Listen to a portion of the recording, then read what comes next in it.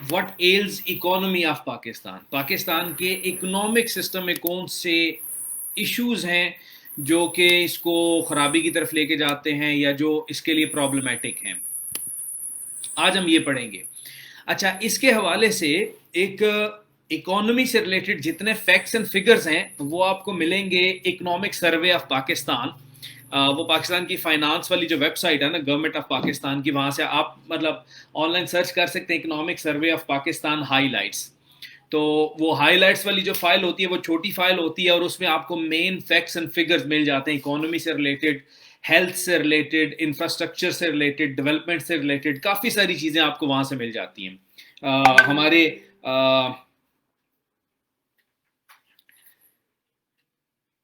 जो होते हैं, क्या उसे कहते हैं, पर कैपिटा, पर डॉक्टर कितने बंदे हैं, पर हॉस्पिटल कितने बेड्स हैं, पर बेड कितने हमारी पॉपुलेशन है, ये सारी चीज़ें आपको वहाँ से ना इकोनॉमिक सर्वे ऑफ पाकिस्तान से मिल जाएंगी। So I am not going to share facts and figures with you guys, लेकिन मैं आपको वो चीज़ें बताऊंगा जो पाकिस्तान की इकोनॉमी के लिए प्रॉब्लमेटिक हैं, पाकिस्तान की इकोनॉमी को माजूर करती हैं, अपाहज बना के रखती हैं, कंटिन्यूसली उसको नीचे की ट्रेजेक्ट्री की तरफ रखती हैं। वो चीज़ें हम लोग डिस्कस करेंगे।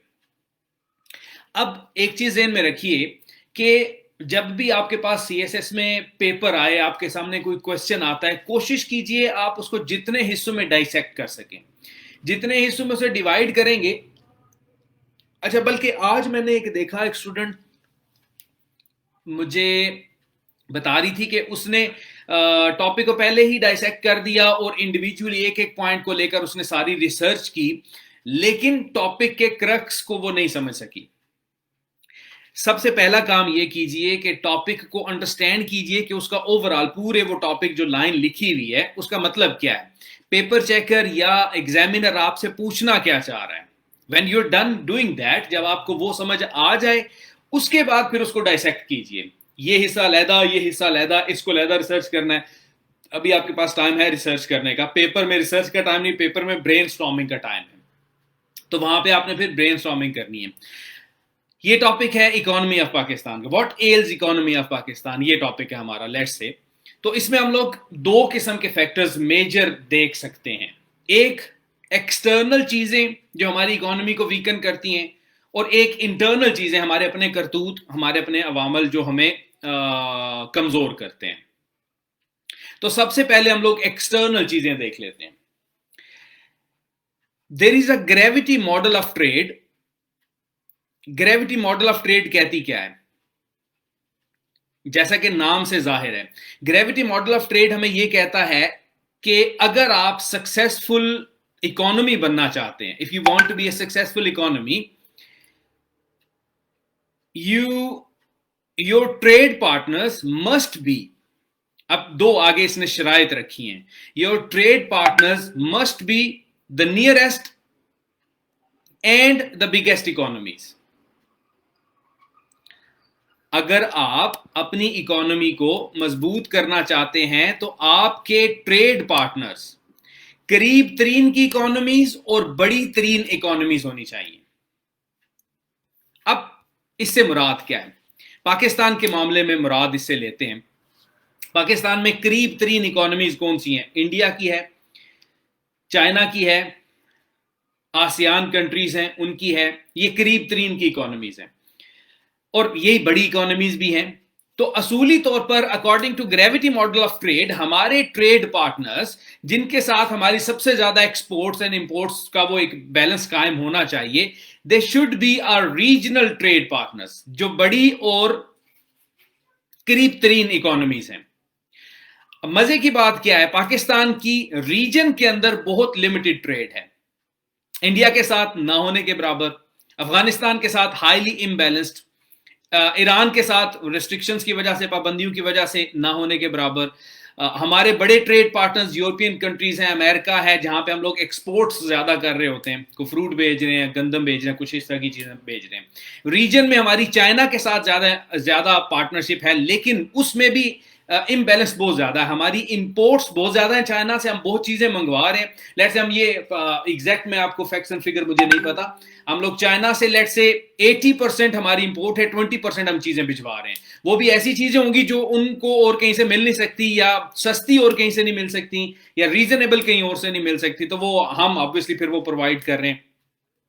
ये इम्बैलेंस्ड। तो ओवरऑल अगर इसको देखा जाए तो हम ये कह सकते हैं कि देर इज नो और least regional trade. Let's say मेरी दुकान है एक, अल्लाह आपका भला करे, सिलेंडरों की, सिलेंडर के गैस हैं, सॉरी सिलेंडर के गैस नहीं है, गैस वाले सिलेंडर की दुकान है, ठीक है। अब मैं अपने सिटी में गैस भरवाने की सहूलत भी मौजूद है, जहां से मैं रीफिल करवा सकता हूं, कंपनीज मौजूद हैं, और अपने सिटी में सेल करने की भी मौजूद हैं। लेकिन मैं कर क्या रहा हूं शाहजेब साहब, मैं जब लेक्चर दे रहा हूं तो खुदा का वास्ता है मैसेज ना किया करें, कमेंट ना किया करें। मैं कई दफा बता चुका हूं, कमेंट्स एंड पे कर लिया करें, इस तरह की सवालों जवाबात एंड पे कर लिया करें। मेरी सारा फोकस उस साइड पे हो जाता है और मैं मेन टॉपिक से हट जाता हूं। ये खुदा का नाम लें और ये काम ना किया करें। अच्छा, मेरी गैस के सिलेंडर की दुकान है, यहां पे गैस रीफिल भी हो सकती है और यहां पे गैस मैं सेल भी कर सकता हूं। लेकिन मैं कर क्या रहा हूं, अपने सिटी को छोड़कर दूसरे सिटी से रीफिलिंग करवाने जाता हूं, और अपने सिटी में सेल करने की बजाय दूसरे सिटी में सेल करने जाता हूं। तो अब मेरी सेल करने की प्राइस तो वही है जो ओवरऑल गैस की प्राइस है। तो मुझे यहां से जो दूसरे सिटी में जाने के आने के अखराजात हैं, गाड़ी के अखराजात हैं, रीफिलिंग के अखराजात हैं, वो मुझे एक्स्ट्रा पड़ रहे हैं। वही ट्रेड, वही बिजनेस अगर मैं लोकली करूं, अपने इलाके में पोटेंशियल भी मौजूद है, मैं उनके साथ कर भी सकता हूं, फिर भी नहीं कर रहा। तो ये एक प्रॉब्लम है हमारी इकोनॉमी के वीक होने की, कि देयर इज नो और लीस्ट रीजनल ट्रेड, अगर है भी तो वो बड़ी ही इम्बैलेंस्ड है। दूसरे नंबर पे, इकोनॉमी को मजबूत करने के लिए फॉरेन डायरेक्ट इन्वेस्टमेंट बहुत जरूरी होती है।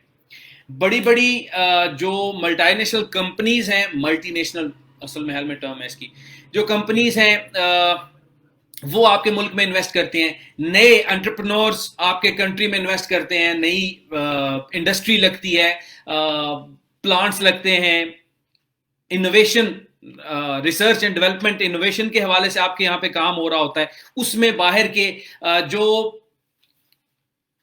एक होती है किसी स्टेट की इन्वेस्टमेंट, उसको आप उस तरह एफडीआई में नहीं लेते, फॉरेन डायरेक्ट इन्वेस्टमेंट के तौर पर नहीं लेते, क्योंकि उसमें स्टेट इंटरेस्ट भी होते हैं, पॉलिटिक्स भी इन्वॉल्व होती है, एक दूसरे के साथ लेन देन भी इन्वॉल्व होता है। एक होता है जो इंडिविजुअल या कोई कंपनीज या कोई बंदे इन्वेस्ट कर रहे होते हैं, उसमें आपको ज्यादा फायदा होता है, आपकी स्टेट को ज्यादा फायदा होता है।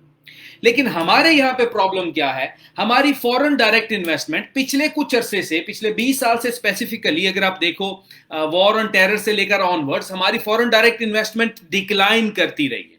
उसमें डिफरेंट रीजंस हैं, एनर्जी क्राइसिस एक रीजन है, टेररिज्म एक रीजन है, हमारे टैक्स का जो कल्चर है वो स्मूथ ना होना एक रीजन है, हमारे जो बाहर से लोग आते हैं इन्वेस्ट करने के लिए, यहाँ पे जो गवर्नमेंटल प्रोसीजर्स हैं, दफ्तरों के चक्कर लगाने और इस तरह के वो सारे काम करने, वो काफी कॉम्प्लिकेटेड हैं। उस वजह से फॉरेन डायरेक्ट इन्वेस्टमेंट डिक्लाइन कर गई। हमारे इवन वो लोग जो यहाँ के पाकिस्तानी नेशनल्स थे, जिन्होंने यहाँ पे इंडस्ट्री लगाई हुई थी, जिन्होंने यहाँ पे काम किया हुआ था, वो लोग भी यहां से अपनी इंडस्ट्री उठा के कोई इंडिया शिफ्ट हो गया, कोई नेपाल शिफ्ट हो गया, कोई बांग्लादेश शिफ्ट हो गया, कोई चाइना शिफ्ट हो गया। फॉरेन डायरेक्ट इन्वेस्टमेंट ना सिर्फ बल्कि लोकल इन्वेस्टमेंट भी हमारी यहां से आहिस्ता आहिस्ता गायब होनी शुरू होगी। अब पिछले कुछ अरसे से, अब ये जो हमें इस वक्त वक्ती तौर पर हम देख रहे हैं ना, हम वक्ती तौर पे जो थोड़ा देख रहे हैं कि एनहांस हो रही है हमारी फॉरेन डायरेक्ट इन्वेस्टमेंट या फॉरेन रेमिटेंसीज एनहांस हो रहे हैं, ये वक्ती हैं। इसकी बेस पर हम ट्रेजेक्ट्री नहीं बना सकते कि अगले 2 4 6 साल भी ऐसा ही चलता रहेगा। तो हम ये कह सकते हैं कि हमारी स्टैटिक एफडीआई है फॉरेन डायरेक्ट इन्वेस्टमेंट, मतलब ये हमारा वो एक मीडियम सा लेवल है, यहां से कभी ऊपर चली जाती है, कभी यहां से नीचे आ जाती है, कभी फिर ऊपर, कभी फिर नीचे। तो ओवरऑल ये एक स्टैटिक सी है, जिसकी वजह से हमारी इकोनॉमी वीक है। फिर हमारी नेबर्स के साथ लड़ाई, नेबर्स के साथ लड़ाई क्या है? ईरान के साथ आइडियोलॉजिकल फ्लॉज हैं, वो हम सिर्फ और सिर्फ इसलिए कि हम सऊदी अरब के दोस्त हैं इसलिए हमने ईरान के साथ नहीं बना के रखी हुई। अफगानिस्तान के साथ हमने पाकिस्तान अफेयर्स के लेक्चर्स में एक लेक्चर लिया था, जिसमें हमने वो पोस्ट 9/11 जो पाकिस्तान की फॉरेन पॉलिसी थी और अफगानिस्तान के साथ जो रिलेशन थे उसमें जो स्ट्रेन आता रहता था वो हमने डिस्कस किया था। अफगानिस्तान के साथ वो इशू है। इंडिया के साथ हमारा वैसे ही वो ऑल वेदर एनिमोसिटी हमारी चल रही है।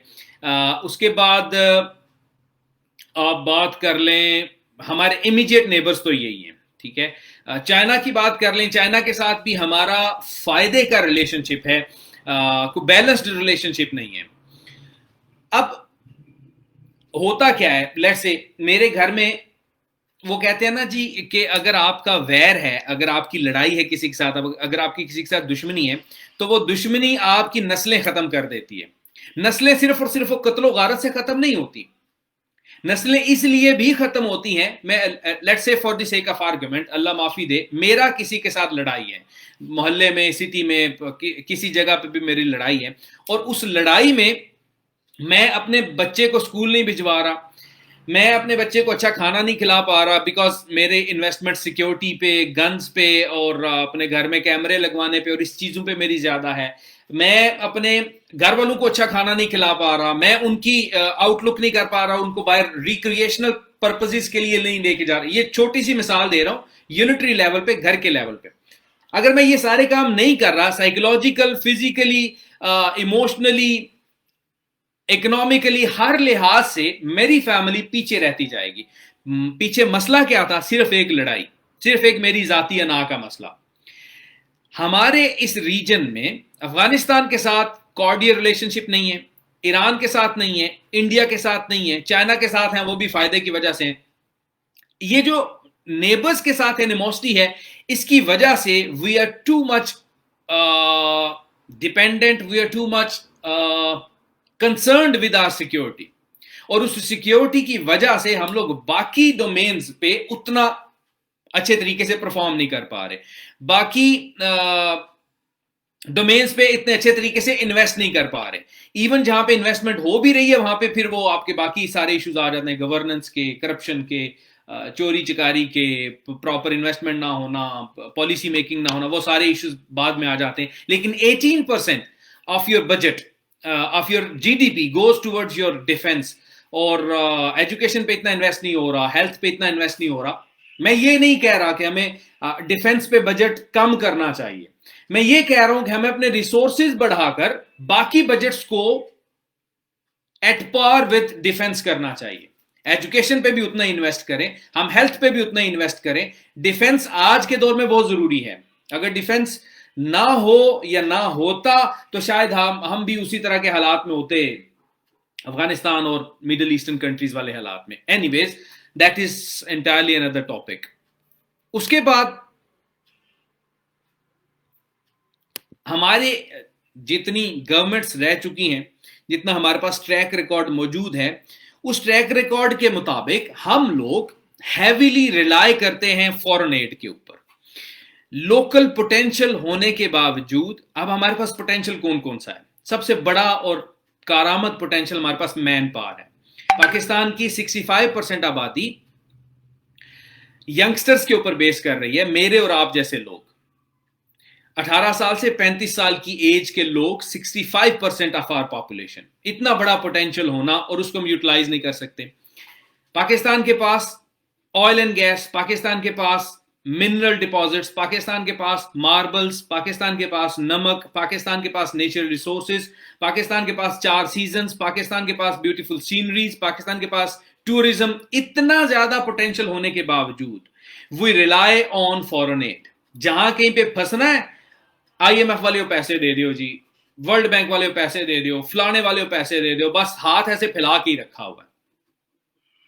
Why don't we exploit these things?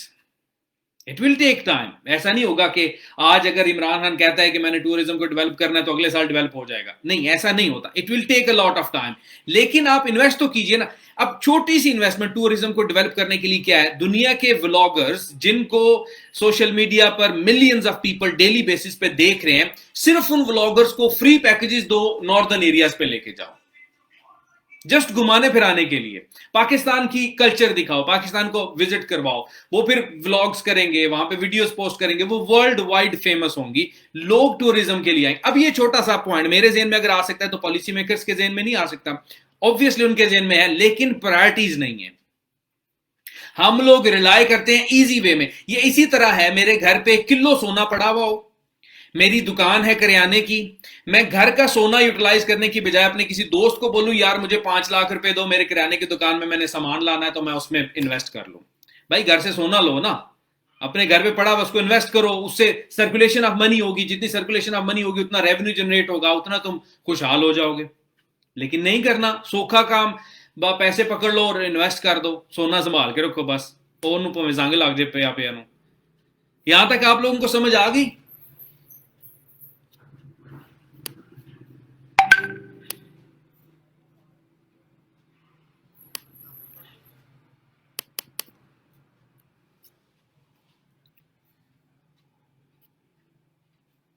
एक एक कमेंट कर दीजिए प्लीज।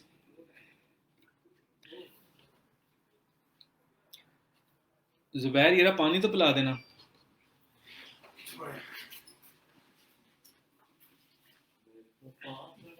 ऊपर मुझे कुछ दुआएं मिली थी, मैं जरा वो दुआएं तो पढ़ लो।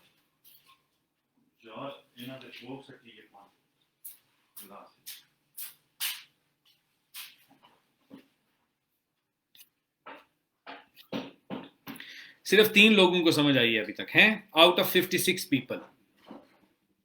शर्म तो नहीं आती एक कमेंट करते हुए? मौत पड़ रही है ना।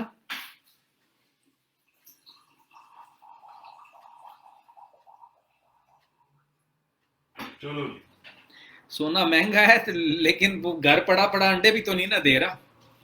सोना यूटिलाइज करें तो फायदा ही होगा।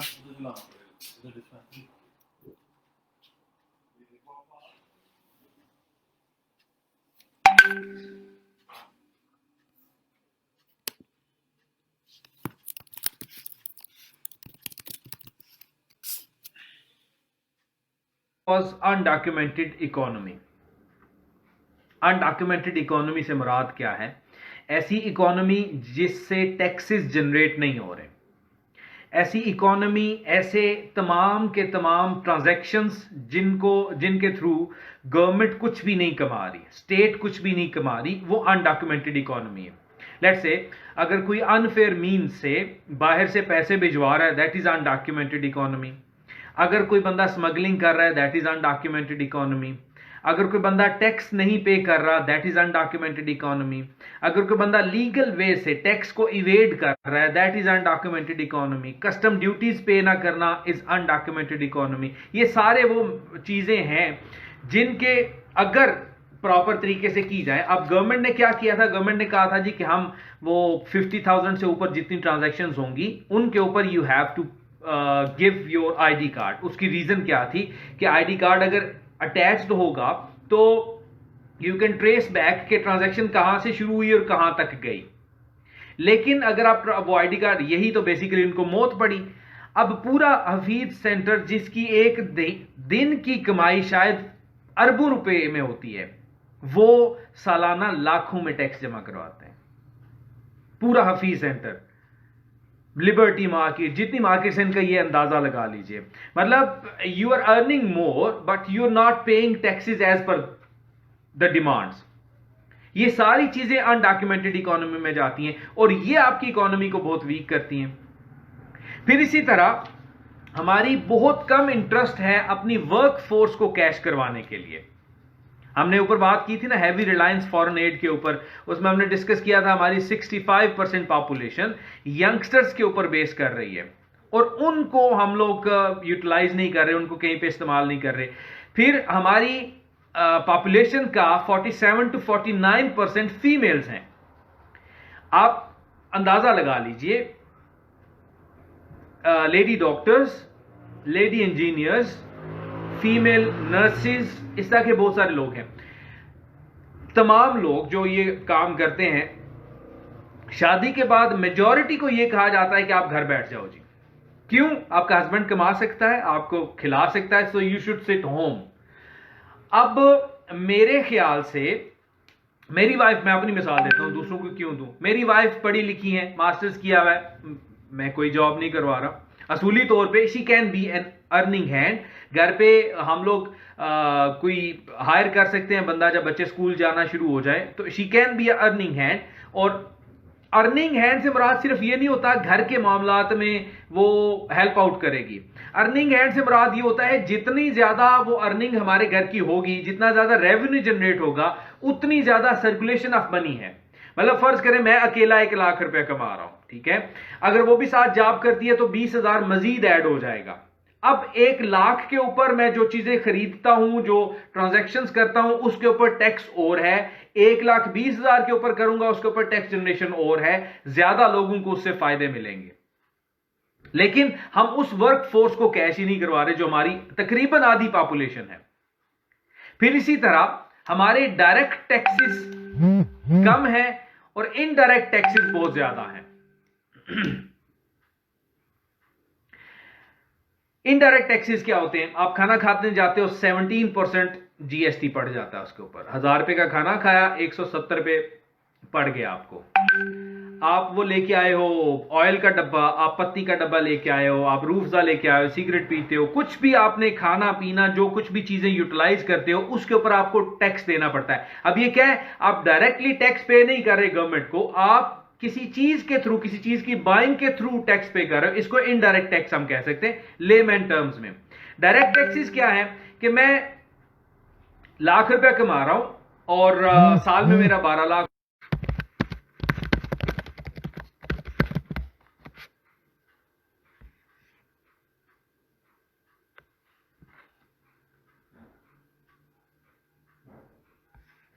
अच्छा, तो मेरी इकोनॉमी, हमारे ऊपर इनडायरेक्ट टैक्सेस, हम लोग डायरेक्ट और इनडायरेक्ट टैक्सेस की बात कर रहे थे। इनडायरेक्ट टैक्सेस हमारे ज्यादा हैं, डायरेक्ट टैक्सेस ना होने के बराबर हैं। इससे होता क्या है? वो बड़े लोग जिनके ऊपर टैक्सेस पड़ने चाहिए, मैं जिसके ऊपर टैक्सेस पड़।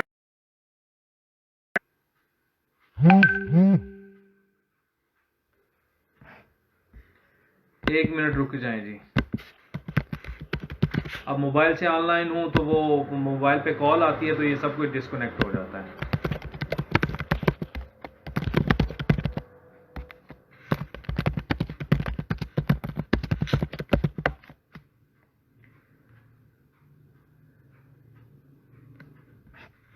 अच्छा, फिर उसके बाद हमारे मुल्क के अंदर, जैसे हमने पहले भी डिस्कस किया था, मिनरल डिपॉजिट्स। अब ये सारे फिगर्स आपने कलेक्ट करने हैं। पाकिस्तान के पास आयरन ओर्स कितनी है, पाकिस्तान के पास कोल कितना है, पाकिस्तान के पास मार्बल्स कितने हैं, मिनरल डिपॉजिट्स आपने सर्च आउट करने हैं। हमारे पास मिनरल डिपॉजिट्स डिप्लीट हो रहे हैं, खत्म हो रहे हैं, एक फॉर्म से दूसरी फॉर्म में। ऑब्वियसली कोयला जब आप कुछ अरसे तक एक्सट्रैक्ट आउट नहीं करते, एक फॉर्म से दूसरी फॉर्म में कन्वर्ट हो सकता है, वो उतना यूजफुल नहीं रह सकता, प्रॉब्लमेटिक हो सकता है। तो अगर आपके पास एक सहूलत मौजूद है, यू शुड यूज इट। तो हमारे मिनरल रिसोर्सेज डिप्लीट हो रहे हैं, हम उनको एक्सट्रैक्ट आउट नहीं कर रहे। फिर हमारी लैंड ओनरशिप की अगर बात करें, हमारे पाकिस्तान की टोटल वर्कफोर्स का 44% हिस्सा एग्रीकल्चर का काम करता है। फॉर एग्जाम्पल, मिसाल के तौर पर अगर हम 100 बंदे हैं टोटल पाकिस्तान में काम करने वाले, उनमें से 44 बंदे, 44 बंदे सिर्फ और सिर्फ खेती बाड़ी का काम कर रहे हैं और 66 बंदे बाकी कोई इंडस्ट्रियल सेक्टर में, कोई सर्विसेज सेक्टर में, कोई इधर है, कोई उधर है, वो सारे काम करें। यानी कि सबसे बड़ी जो वर्क फोर्स है हमारी, जो लेबर फोर्स सबसे बड़ी है, वो एग्रीकल्चर में काम कर रही है। लेकिन प्रॉब्लम क्या है? हमारी लैंड ओनरशिप की जो डिस्ट्रीब्यूशन है वो हाईली अनइक्वल है। There is widespread tenancy. Tenancy क्या होती है? मेरे पास जमीन है, फॉर एग्जाम्पल 1 एकड़ मेरे पास जमीन है, ठीक है, लेकिन मेरा एग्रीकल्चर से कोई लेना देना नहीं है। या गवर्नमेंट के पास बहुत बड़ी जमीन पड़ी हुई है, गवर्नमेंट को एग्रीकल्चर से कोई इंटरेस्ट नहीं है। अब मैं क्या करूंगा, मैंने उस 1 एकड़ के लिए, 10 एकड़ के लिए, मुरब्बे के लिए, 100 एकड़ के लिए कुछ बंदे हायर किए हुए जो कि वहां पे काम कर रहे हैं। उन बंदों को मैं महीने का पर पर्सन 10,000 रुपए दे देता हूं।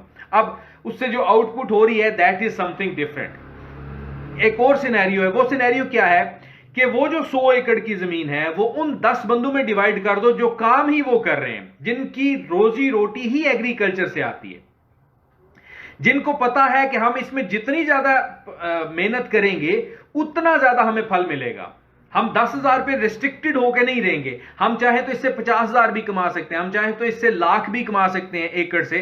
जितनी ज्यादा हम उसके ऊपर मेहनत करेंगे, उनको टेनेंट से निकालकर ओनरशिप के राइट्स दे दिए जाएं, चाहे 100 साल के लिए दें, 200 साल के लिए दें, जितना भी आप उसको देना चाहते हैं। खाली जमीनें पड़ी हुई हैं, वहां पे आप यूटिलाइज कर सकते हो। उससे होगा क्या, आपकी आउटपुट बढ़ेगी। 23% आपकी जीडीपी का, जो आपकी टोटल पाकिस्तान जितना अर्न कर रहा है, मिसाल मैं आपको देने लगा हूं, उसका 23% आप एग्रीकल्चर से लेते हो, तो वो 23% से बढ़कर पता नहीं कितने परसेंटेज पे चला जाए। अगर वो टेनेंसी को आप कम करें, यानी कि जो आपने रेंट आउट की हुई हैं, ठेके पे दी हुई हैं, दिहाड़ी पे दी हुई हैं, या तनख्वाह पे जो जमीनें रखी हुई हैं, वो कम करके ओनरशिप बढ़ा दीजिए। जो लोग लेबर फोर्स जिनकी काम एग्रीकल्चर में कर रही है उनको ओनरशिप दे दीजिए, वहां से आपकी अर्निंग ज्यादा हो जाएगी। इकोनॉमी को बूस्ट करने का एक तरीका है। फिर A lot is done in policy making। हमारे मुल्क में एक ये बहुत बड़ी प्रॉब्लम है, हम लोग पॉलिसी मेकिंग बहुत एफिशिएंट है इस काम में। ये कानून बना दो जी, ये नया डिपार्टमेंट बना दो जी, ये भर्तियां कर लो जी, ये नौकरियां दे दो जी, ये कर लो जी, वो कर लो, लेकिन ग्राउंड पे कुछ नजर नहीं आता। हमारी तालीमी पॉलिसियां देख लें, हर 5 साल की, 10 साल की, 30 साल की तालीमी पॉलिसियां, जमीन पे हमें नजर क्या आ रहा है, कुछ भी नहीं। A lot is done in the name of policy making, but least is seen on the ground। फिर हमारे जो लोकल बिजनेसमैन हैं, उनके लिए हम अच्छा बिजनेस एनवायरनमेंट क्रिएट नहीं करते। Let's say for the sake of argument, मेरे पास अकाउंट में 10 लाख रुपए पड़े हुए हैं। वो 10 लाख पड़े पड़े कोई अंडे तो नहीं दे रहे, ठीक है, उनका मुझे कोई मतलब, पड़े हुए पैसों का मुझे कोई फायदा नहीं है। अगर गवर्नमेंट कुछ इस तरह की इन्वेस्टमेंट के अपॉर्चुनिटी दे, 10 लाख दीजिए, आपको महीने का 10,000 रुपया मिलेगा, आपको महीने का 20,000 रुपया मिलेगा, आपको महीने का, आपकी इन्वेस्टमेंट अपनी जगह सेफ है, 5 साल के लिए इन्वेस्ट कर दीजिए, गवर्नमेंट के किसी प्रोजेक्ट में इन्वेस्ट कर दीजिए। उससे होगा क्या, ये बिल्कुल छोटी सी मिसाल दे रहा हूं, इन्वेस्टर्स की मिसाल नहीं दे रहा, बिजनेसमैन की मिसाल नहीं दे रहा, ये उस मनी की सर्कुलेशन की मिसाल है जो मनी बैंक में पड़ी हुई है। अगर उसी को सर्कुलेट करें, वो 10 लाख रुपया मार्केट में आए, उसके ऊपर टैक्स जनरेशन हो, रेवेन्यू जनरेशन हो, मुझे फायदा मिले, बहुत से लोगों को नौकरियां मिले, पता नहीं किधर वो चला जाए। लेकिन ऐसी कोई पॉलिसीज ही नहीं है। मुझे पता है 10 लाख रुपए से कोई बिजनेस ही नहीं शुरू हो सकता, मैं वो 10 को 15 करने की कोशिश में, वो 15 से 20 हो जाएगा, 20 से शायद मेरा कोई बिजनेस स्टार्ट हो जाए, मैं कोई सेकंड सेटअप क्लिनिक का स्टार्ट कर लूं। अब अगर उसी 10 में मुझे कोई अपॉर्चुनिटीज मिले, लोकल बिजनेसमैन हैं, उनके लिए टैक्स में छूट दीजिए, टैक्स में रियायत दीजिए, आप टैक्स फ्री जोन्स बना दीजिए, इंडस्ट्रियल जोन बना दीजिए, बहुत सारे काम किए जा सकते हैं। हमें पूरी दुनिया में बहुत सारी ऐसी मिसालें मिलती हैं। फिर मनी लॉन्ड्रिंग हमारी यहां पे बहुत ज्यादा है, वो तो आप लोग इधर उधर सुनते ही रहते हैं, हमारे पॉलिटिशियंस और हमारे ये सारे करते रहते हैं। एनर्जी शॉर्टेजेस हैं, आज भी 21वीं सदी में भी एटमी मुल्क होने के बावजूद भी हमारे मुल्क की बिजली पूरी नहीं होती। इतनी ज्यादा निकम्मी हालत है ना ये स्टेट की और स्टेट मशीनरी की कि बिजली पूरी नहीं कर सके। हमारे यहाँ पे इंडस्ट्रीज, जो लोकल इंडस्ट्री थी, या वो क्लोज हो चुकी थी, अभी वो दोबारा एस्टेब्लिश हुई हैं, फैसलाबाद इधर उधर उन लोगों ने दोबारा काम करना शुरू किया है, या फिर वो यहां से शिफ्ट हो रहे थे। फिर हमारे यहाँ पे पॉलिटिकल अनसर्टेनिटी है। फॉरेन डायरेक्ट इन्वेस्टमेंट आपकी पॉलिटिकल सर्टेनिटी के साथ बहुत लिंक्ड होती है। आपकी पॉलिटिक्स कितनी मजबूत है, आपके मुल्क के अंदर पॉलिसी मेकिंग एक ही इदारे के पास कितने अरसे तक रहती है, ये बहुत मैटर करता है। मतलब अगर मैं एक जगह पे इन्वेस्ट करने जा रहा हूं, मैं छोटी सी मिसाल देता हूं, मेरे क्लिनिक के बिल्कुल अपोजिट साइड पे आर्मी की वेलफेयर शॉप्स हैं, वहां पे आर्मी का एक वो पीछे रेजिडेंस है और उसके साथ ही वेलफेयर शॉप्स हैं। अब मुझे ऑफर हुई कि वो आर्मी की वेलफेयर शॉप, बड़ी अच्छी शॉप्स बनी हुई, वो ले लें। मैंने कहा ठीक है, मैं ले लेता हूं, मैं वहां पे क्लिनिक बना लेता हूं। इस जिस जहां पे अभी मेरा क्लिनिक है उससे वो बड़ी अच्छी कंडीशन में थी। लेकिन प्रॉब्लम क्या थी, 1 साल के बाद, 2 साल के बाद या 3 साल के बाद जब ब्रिगेडियर चेंज होगा, नया ब्रिगेड कमांडर आएगा, तो वो चाहे तो कॉन्ट्रैक्ट कैंसिल कर सकता है। क्या हुआ? अनसर्टेनिटी आ गई, uncertainty of policy makers, uncertainty of power या अथॉरिटी। जो ऊपर आके बैठेगा वो कोई पता नहीं मुझे बैठने देगा कि नहीं बैठने देगा, मैं फिर वहां पे इन्वेस्ट नहीं करूंगा जी। और वो दुकानें अब भी सिर्फ इस एक वजह की वजह से अब भी वो दुकानें खाली पड़ी हुई हैं, कोई भी वहां पे नहीं आता ना। मतलब कोई बंदा भी इन्वेस्ट नहीं करना चाहता 2 साल के लिए, 3 साल के लिए। लोग 5 साल का कॉन्ट्रैक्ट करते हैं, 10 साल का कॉन्ट्रैक्ट करते हैं और उन्हें उम्मीद होती है कि हम लोग आगे जाएंगे, मजीद इस कॉन्ट्रैक्ट को बढ़ाएंगे। तो ये जो अनसर्टेनिटी होती है, पॉलिटिकल अनसर्टेनिटी से मुराद ये है कभी भी खतरा है जी मार्शल लॉ लग जाएगा, कभी भी खतरा है जी प्रॉब्लम हो जाएगी, गवर्नमेंट खत्म हो जाएगी, यहां पे स्टेट मशीनरी सारी इंडस्ट्री को नेशनलाइज कर देंगे जी, ये कर देंगे वो कर देंगे। इस अनसर्टेनिटी की वजह से इन्वेस्टमेंट नहीं आती। फिर आखिरी आर्गुमेंट कि हमारे यहां पे रिसोर्स मोबिलाइजेशन नहीं है एंड एलोकेशन नहीं है। रिसोर्स मोबिलाइजेशन क्या होती है वो मैं आपको समझाता हूं। मैं एक आरएचसी में जॉब करता था, रूरल हेल्थ सेंटर। अब वहां पे सालाना 10 लाख रुपया हमें बजट आता था, जिसमें हमने अपनी स्टेशनरी उस हॉस्पिटल की, पेंसिलें, कॉपियां, ये चीजें, उसी 10 लाख के अंदर हमने रिपेयरिंग, जिसमें बल्ब, कुर्सियां, कोई चीज टूट गई है, कोई फूट गई है, कुछ इस तरह की, वो करनी है। उसी 10 लाख के अंदर हमने जो एंटरटेनमेंट बजट होता है वो भी मैनेज करना है। अब 10 lakh is more than enough for a rural health centre इस काम के लिए। मेडिसिन अलहदा वो गवर्नमेंट ने देनी है, तनख्वाहें गवर्नमेंट ने देनी है, और इक्विपमेंट गवर्नमेंट ने देना है, इस तरह की सारी चीजें गवर्नमेंट के जिम्मे। ये सिर्फ ये समझ लीजिए रिपेयरिंग और इस तरह की रिक्रिएशनल एक्टिविटीज के लिए। अब होता क्या था, एक सेकंड रुकिएगा,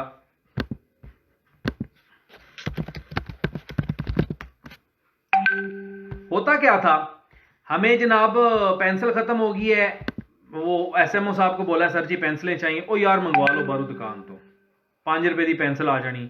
अब 1 दफा 2 दफा 3 दफा, मसला क्या है, प्रॉब्लम क्या है, एसएमओ साहब का दिल नहीं कर रहा वो पैसे हिलाने के लिए, पैसे लगाने के लिए, पर्ची फिल करनी है, वो भेजना है, वो क्लर्क के थ्रू आपने अकाउंट्स ऑफिस में वो सारे मामला, मतलब ऑफिशियल चीजें होती हैं, ऑफिशियली आपने उनको लेकर चलना होता है, लेकिन रिसोर्स को मोबिलाइज ही नहीं किया जा रहा। वो होता क्या था, by end of the year 10 में से 6 लाख वापस चला जाता था, वो 4 लाख सिर्फ यूज होता था, वो भी मजबूरी के तहत कि मोटर खराब हो गई है, अब वो एसएमओ साहब ने अपने जेब से तो नहीं निकालने, ठीक करवा लेनी है, फिर वो गवर्नमेंट ने उसके पैसे देने। इस तरह की जो मजबूरी वाले काम होते थे वो करवा लेने, बाकी नहीं करवाने। अब वो जो 6 लाख रुपया अकाउंट में पड़ा रहा, जो कहीं एलोकेट ही नहीं हुआ, जो अगर वो 6 लाख यूटिलाइज होता, किसी की तनख्वाह उसमें से निकलती, किसी की दिहाड़ी निकलती, किसी को किसी दुकानदार को उसमें से, हम उससे कोई चीजें खरीद रहे हैं, पेंसिलें खरीद रहे हैं, कॉपियां खरीद रहे हैं, तो सर्कुलेशन होती मनी की, अगेन उसमें से टैक्स जनरेशन होता।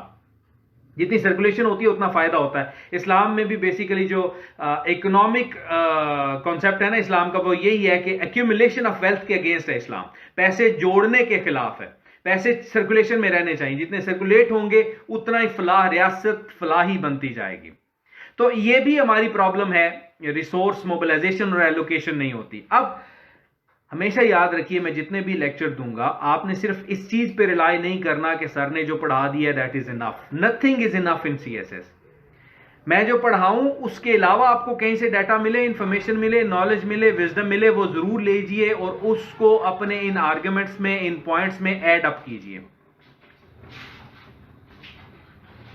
और जितने एनहांस्ड और बेहतर नोट्स आप बना सकते हैं उतने बनाइए। हमेशा याद रखिए, रेडीमेड मटेरियल पे आपने रिलाई नहीं करना।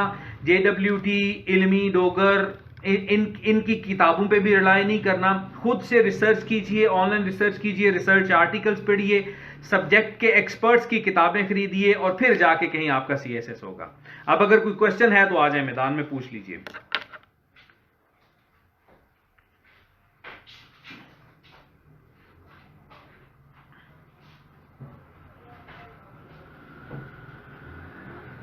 डायरेक्ट टैक्सेस होते हैं कि मेरी इनकम है 10 लाख रुपए, उसके ऊपर मैंने गवर्नमेंट को 6% टैक्स देना, उसको इनकम टैक्स बोला, वो डायरेक्ट टैक्स हो गया। मेरी प्रॉपर्टी है, उसके ऊपर मैंने टैक्स दिया गवर्नमेंट को, वो डायरेक्ट टैक्स हो गया। इनडायरेक्ट टैक्सेस क्या है, मैं पत्ती का डब्बा लेने गया, मैंने पेट्रोल डलवाया, मैंने कोई चीज खरीदी, उसके ऊपर जो मैं टैक्सेस पे कर रहा हूं वो इनडायरेक्ट टैक्सेस हैं। अब प्रॉमिस्ड लैंड सीएसएस की तैयारी के लिए बेटर होगी, नहीं उसका सीएसएस की तैयारी के साथ क्या लेना देना है। मतलब पढ़नी चाहिए, आपको विजडम मिलेगा, आपको नॉलेज मिलेगी, आपको पता चलेगा इंटरनेशनल अफेयर्स कैसे वर्क करते हैं, इंटरनेशनल रिलेशंस कैसे वर्क करते हैं, ये सब कुछ करना चाहिए। लेकिन सीएसएस में वो इतना ज्यादा हेल्पफुल नहीं होगा वो।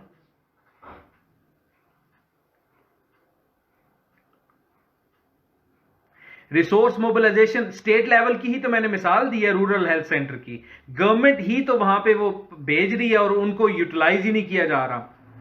पैसे मौजूद होते हैं, हर इदारे में मौजूद होते हैं, लेकिन उनको इस्तेमाल नहीं किया जाता।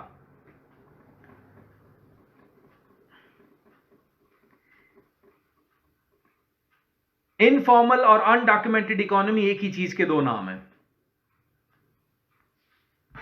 जहां तक मुझे याद है। आई am not very good at maths और इकोनॉमी, लेकिन मेरे ख्याल से एक ही चीज के दो नाम है।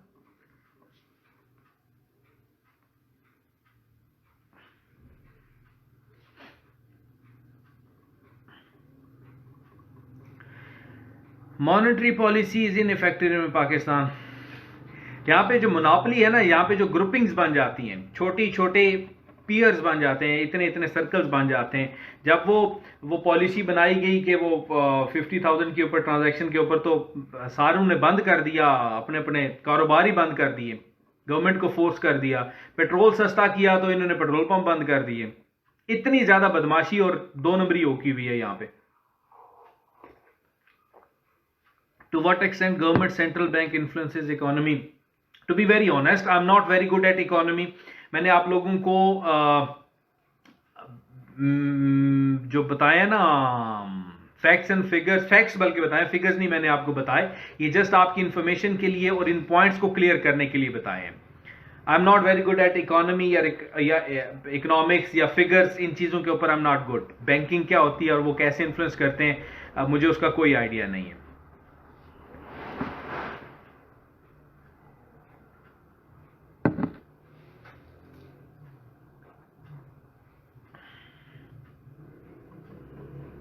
अभी आप लोगों के पास कितना टाइम है? 5 मिनट, 7 मिनट हैं। कोई सवाल है तो पूछ ले, मेरे हाल में कोई सवाल नहीं है। चलें, अपना ध्यान रखें, खुशबाश रहें, दुआओं में याद रखें। चलो जी, मैं लैपटॉप के माउस से जनाब मोबाइल से ऑफ कर रहा था।